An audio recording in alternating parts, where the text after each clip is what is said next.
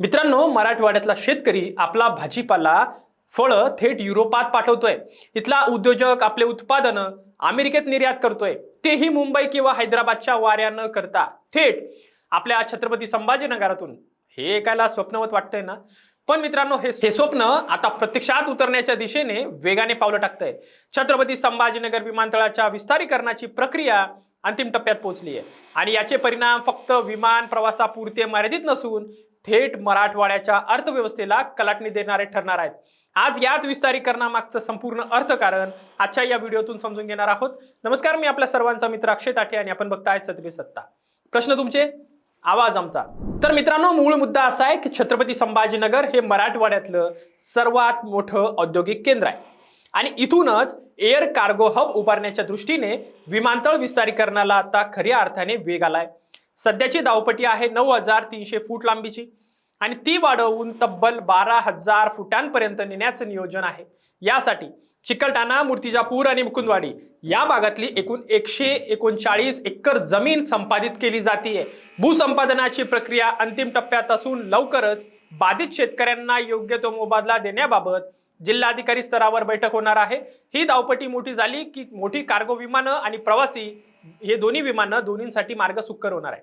आता खरा प्रश्न आहे, याचा फायदा नेमका कोणाला होणार? मित्रांनो, या सिस्टीमचा किंवा हे कार्गोचा फायदा शहरातल्या automobile, pharmaceutical companies, medical devices, अभियांत्रिकी, इलेक्ट्रॉनिक्स, कृषी प्रक्रिया एवढे काही उद्योग आहेत, त्यांना निर्यातीसाठी आतापर्यंत मुंबई, पुणे आणि हैदराबाद विमानतळावर अवलंबून राहावं लागत होतं। खर्च खूप होता, अर्थकारण, वाहतूक खर्च वाढायचा, वेळही जायचा। पण विस्तारीकरणानंतर स्वतंत्र एअर कार्गो सुविधा इथेच आपल्या शहरात उपलब्ध होणार असल्यानं मराठवाड्याच्या निर्यात क्षमतेला मोठी चालना मिळू शकते, असं शहरातल्या उद्योजकांनी आता स्पष्टपणे मांडलंय आणि अभिनंदन व्यक्त केलंय। संभाजीनगरमध्ये सध्या सुमारे 30,000 उद्योग आहेत आणि त्यातले 80,000 कोटींपेक्षा अधिक औद्योगिक उत्पादनांची उलाढाल होत असते।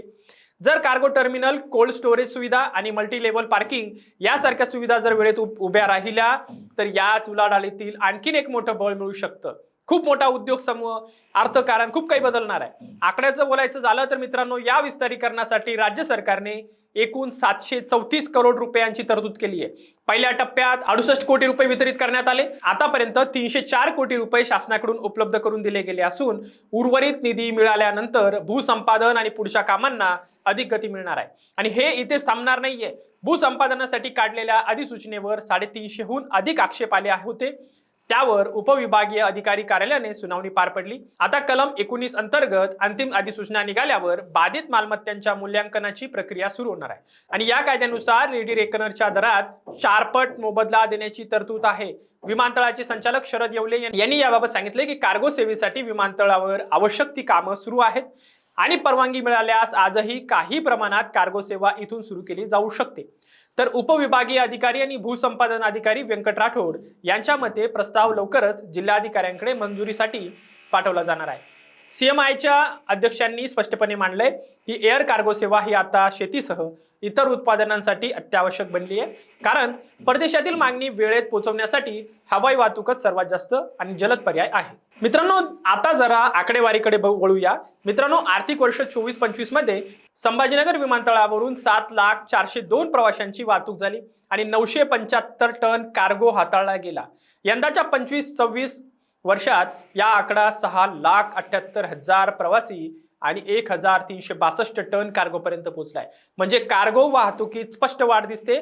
सध्या मुंबई आणि नवी मुंबई, नवी दिल्ली, हैदराबाद आणि बँगलोरशी हवाई कनेक्टिव्हिटी आहे, पण पूर्वी गोवा आणि अहमदाबाद सारखी शहरही जोडली होती, जी आता बंद झाली आहे।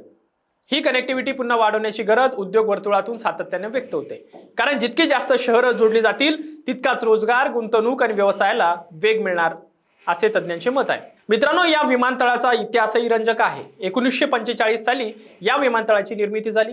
1990 साली त्याच्या आधुनिकीकरणाचा निर्णय घेतला गेला आणि 3 मार्च 2001 रोजी नव्या विमानतळाचं उद्घाटन झालं। आता 25 वर्षांनंतर हा विमानतळ पुन्हा एका मोठ्या स्थित्यंतरातून जातोय आणि यावेळी उद्दिष्ट आहे मराठवाड्याला थेट आंतरराष्ट्रीय बाजारपेठेशी जोडण्याचं।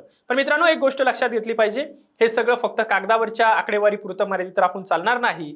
भूसंपादनाची प्रक्रिया वेळेत पूर्ण होणं, शेतकऱ्यांना योग्य मोबदला मिळणं, प्रत्यक्ष कार्गो टर्मिनल्स, कोल्ड स्टोरेज उभं राहणं, या सगळ्या गोष्टी वेळेत मार्गी लागल्या पाहिजेत, तरच मराठवाड्याचं हे निर्यातीचं स्वप्न प्रत्यक्षात उतरेल.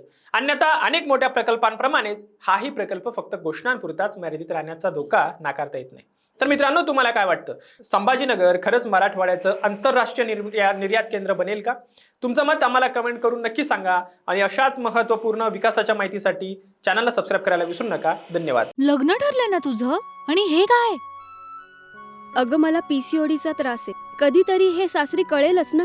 मग त्याच्यामुळे मुलं होण्यात अडचण येते ना. एकतर पीसीओडी इतका गंभीर आजार नाहीच आहे, आणि त्यावर सोपा उपाय आहे. आपल्या ईशाला लग्नाआधी असाच त्रास होता.